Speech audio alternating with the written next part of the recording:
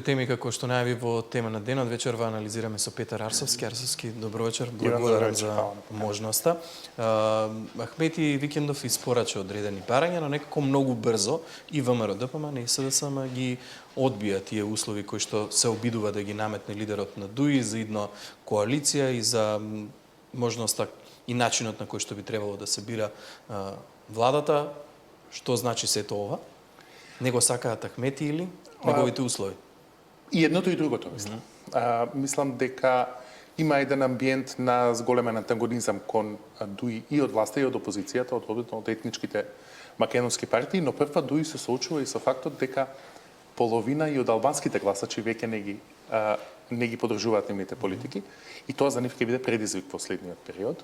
А вториот проблем е проблем на наративот, на така наречениот договор за напредок, во кој се вели дека владата треба да се бира со бадентерово мнозинство, како и законите кои се донесени со бадентерово мнозинство да се разгледуваат и на Уставниот суд. Ние повеќе пати сме биле сведоци на ваков обид за ревитализација на еден политички наратив на ДУИ, Охридскиот рамковен договор, Зелената агенда, ПСЕЙО, кампањата за албански премиер и така натаму.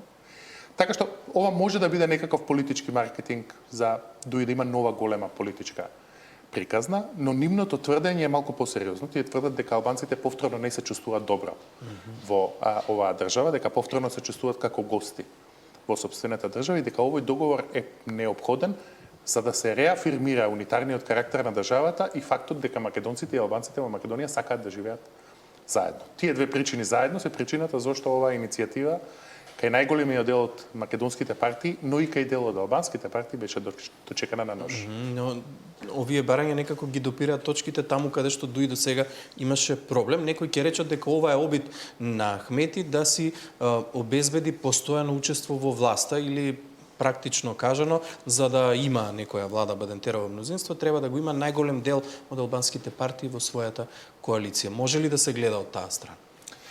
Возможно е тоа да се толкува така. Ако се мерат емпириски резултатите до сега, тоа значи дека до сега цело време ДУИ би бил во власта, но имајте предвид дека резултатите на последните локални избори покажаа дека коалицијата Влен сериозно му се доближи на ДУИ. Ти има подобар резултат од што било кој во албанскиот блок, па и вкупно во македонската политика очекуваше, а ДУИ имаше полош резултат од тоа што секој очекуваше.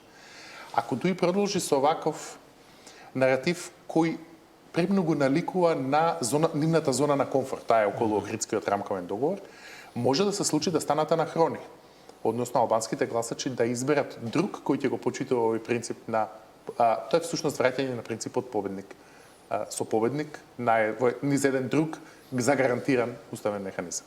Ќе видиме како ќе се одвиваат овие работи, но видовме што се случуваше на Конгресот. Од ДУИ велат дека промениле околу 60, над 60% од составот на председателството, 20 нови членови, околу 30% имало жени. Меѓутоа, сите овие имиња кои што беа објавени во јавност се добро познати на јавноста, не станува збор за некои нови играчи или се тоа поранешни министри или актуелни пратеници. Може ли да зборуваме за реформа кадровска во ДУИ?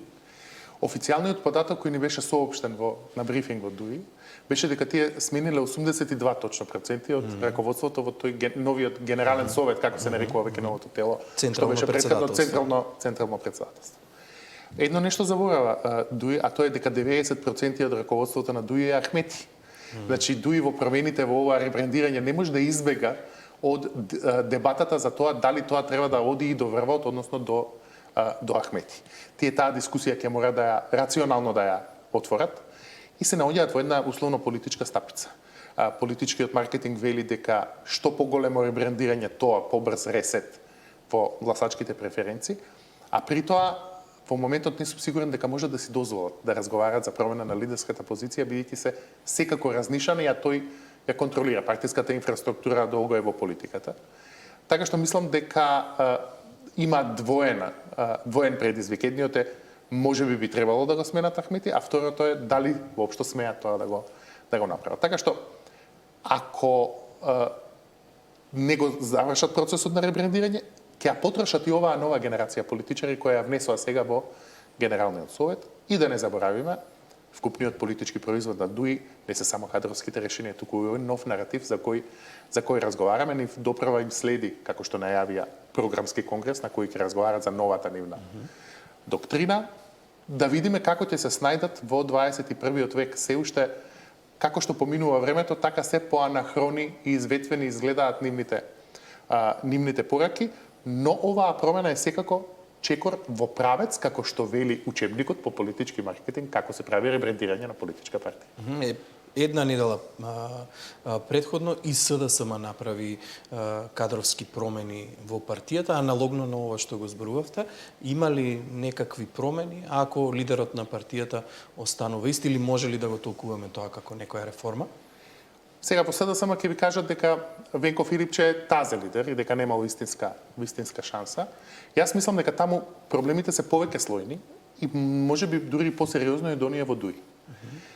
Тие имаат проблем со демографијата, нивните главни целни групи биолошки се заминуваат, младите се иселуваат, постарите умираат. Имаат проблем на идеологија, односно на политичка понуда, левицата секаде во свет некако не наоѓа баш добра политичка понуда и добар јазик за 21-виот век. И најважниот имен проблем, имаат проблем со тоа што не испорачуваат партиска организација и партиски политики. Да бидам колоквијален.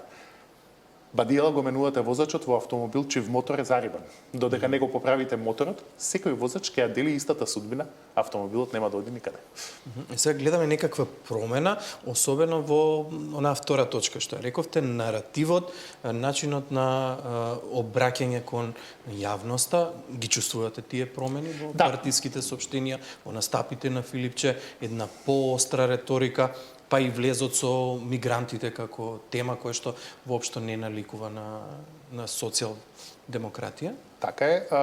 Тоа е еден феномен во светот кој се нарекува конвергенција на идеологии и е поттигнат од потребата политичките партии да го ловат популистичкиот глас.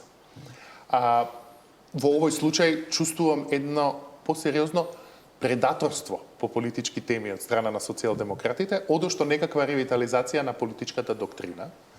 Мислам дека за вистинска нова политичка доктрина во 21-виот век се потребни посериозни дискусии. Мислам дека ова во моментот е повеќе едно позиционирање на политичката сцена, ловење на грешките или на, условно речено, критичните точки на владата. И да, точно е, на Македонија и се потребни повеќе мигранти, а не помалку, имајќи преди дека сериозно не недостасува работна сила и контраинтуитивно е една социјалдемократска партија да се противи на таков проект. Па гледаме дури и поостри тонови околу ДУИ, околу Европската унија, значи има едно поместување во наративот. Не знам дали е тоа производ на некаква интроспектива или на трка по дневен пиер. Довде за опозицијата, ајде сега за власта. Денеска во собранието се случи годишното обраќање на председателката. Синоним за годишно обраќање, според мене, би требало да бидат јасни, кратки, директни пораки кон пратениците и кон општеството. Ние денеска бевме сведоци на еден говор кој што траеше повеќе од 1 час. Колку и да сакате, не можете да задржите внимание повеќе од 1 час. Главно пораките беа дека случајот Пулс ќе биде тест за правната држава и дека се потребни гаранции за уставни измени. Како вие го следевте ли говорот на председателката и како го анализирате нејзино обраќање денес? Да бидам искрен, се уморив малку од говорот, еден говор во стил на Кастро, малку да ги измори оние кои го слушаат. Се согласувам апсолутно со вас, но знаете како во политиката, што помалку решение имате во своите политики, тоа говорите ви стануваат подолги. Бидејќи ги криете во една политичка магла. Мислам дека председателката, сега да не истолиме паметнија за незината политичка позиција, меѓутоа можеше да биде покуса, можеше да биде поударна. Мислам дека говорот изобилуваше со некакви тавтологии, дека случајот Пулс е тест за македонското правосудство. Секој посериозен случај е тест за македонското правосудство и македонското правосудство е под тест цело време. Она што е интересно е дека изгледа дека државниот врв се закопува уште повеќе во рововите на тензија помеѓу нас и Бугарија. Изгледа дека таму нема некаква сериозна желба за компромис. Јас гледам и поголемиот дел од државниот врв вели сега во Бугарија е нестабилна ситуацијата, не можеме да продолжиме. нас Бугарија не ни треба, ако одлучиме да ги спроведеме уставните измени, нас Бугарија ни е потребна само ако инсистираме да преговараме повторно. Но и кога би преговарале повторно, треба да преговараме со Брисел, а не со Софија. Софија треба, ако ние се договориме со Брисел и Брисел се согласи, тие решат согласноста на Софија. Така што ми изгледа дека сме ние во една пат позиција во 2026 и за пат позиција тавтологиски говорат саат и пол. Сега за една пат позиција, колку ќе допринесе и од повикувањето на Агелер, на сите ни е јасно дека изминатиот период во јавноста се создаваше впечаток дека Соединетите Американски држави се тие кои што некако ни помагаат да има некакво придвижување во тој процес. Сега одеднаш добиваме информација дека амбасадорката се повлекува, ќе дојде ново име кое што веројатно ќе треба да ги учи позициите и на македонската влада и односите со Бугарија. Што да очекуваме? Неколку точки се тука клучни според. Па и не само за тоа, и за Агелер беше најжесток критичар во однос на борбата со корупцијата во државата. Ние имавме еден сериозен сојузник, но кој ни даваше, како што нарекуваат американците, tough love. Значи, поддршка, но со строг еден јазик, и мислам дека тоа беше потребно за македонската политика во тој период. Јас мислам дека амбасадорката одлично заврши својата работа. Притисокот на Соединетите Американски држави за членство во ЕУ се уште е притисок да имаат уште еден силен сојузник во рамките на ЕУ. Инаку политиката на Соединетите Американски држави се лади од ЕУ веќе подолго време. Промената на Агелер не ја чувствувам како коментар за незината работа. Мислам дека и официјално амбасадата на Вашингтон имаше доста пофалби за незината работа, но е промена во стилот на водење на надворешната политика на Соединетите Американски држави. Вие ако ја погледнете официјалното соопштение, вели ние менуваме 30 кариерни дипломати и на нивно место ќе поставиме политички амбасадори, значи кои не се од службата, чија главна задача ќе биде да ја промовираат МАГА, односно Америка First, политиката на председателот Доналд Трамп. Така што ние треба да очекуваме многу потрансакцијски однос од новиот амбасадор, а многу повеќе фокусиран на интересите само на Соединетите Американски држави и во таа смисла може да почувствуваме едно ладење на притисокот кон Европската унија. Сега морам да ве прашам за она што е многу актуелно периодов, тоа е ајде да кажам притисокот на власта која што резултираше со оставка на државниот јавен обвинител и именувањето на ВД вршител на должноста државен јавен обвинител. Веднаш стигна критики од опозицијата дека тоа е личност која што и одговара на власта ако се погледнат незините постапки во предмети против владеачката партија во минатото. Дали може да им се случи на власта поголем проблем отколку корист во ова постапка со смена на Коцевски и избор на нов државен јавен обвинител? Разбирам. Дали мислите дека револтот на јавноста може да ја чини власта повеќе рейтинг од што смената и напредокот во условно речено испораката на правда? Сега веќе ќе нема ниту изговор. Обвинителот ќе биде нов. Не гледам таков револ во јавноста.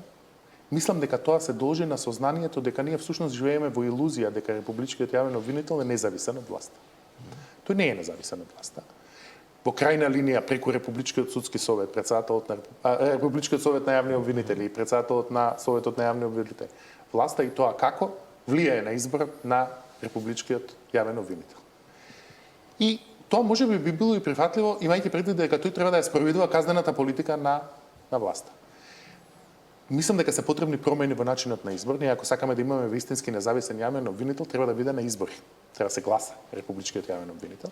Додека тоа не се случи, ние ќе играме оваа Том и Џери варијанта, независен, ама не е независен. Да, може да се случи фарсата околу изборот да ја чини власта. Политички поени, меѓутоа, имајќи предвид дека немаше некаков сериозен одблик од невладини организации, од меѓународни организации и така натаму, само од опозицијата во смисла на политика, мислам дека најголем дел од јавноста е помирена со фактот дека Републичкиот јавен обвинител всушност спроведува казнена политика на власт. Уште една недела останува до крајот на годината. Го слушаме наративот на партиските лидери, сите велат дека се подготвени за предвремени избори или за избори кога и да се случат. Може ли да се случат во 2026? Не би ја отфрлил јас таа можност. За сега не гледам политички тригер знаете како кога имате вие избори треба да имате некаква политичка мотивација. Ако се зголеми притисокот или ако се остварат најавите на премиерот дека ќе има поместување во разговорите со Бугарија, може да очекуваме предвремени парламентарни избори. Јас на негово место, мислам и тој, сигурно ќе сака да го ресетира мандатот и на почеток на мандатот да направи некое прашање кое е контроверзно, за да има 3-4 години да ги пожнее поволностите од таквиот потек. Значи, тоа е едната можност. Втората можност е да се случи нека голема криза, да се нема пари во буџетот, да нема пари за плати и за пензии и така натаму. Без тоа, мислам дека власта ќе биде во сериозен предизвик да обезбеди политички контекст во кој предвремените избори би биле доживеани како било што друго, освен политички маневр. Да, добри, јасни и многу актуелни причини. Арсовски, благодарам многу за анализ.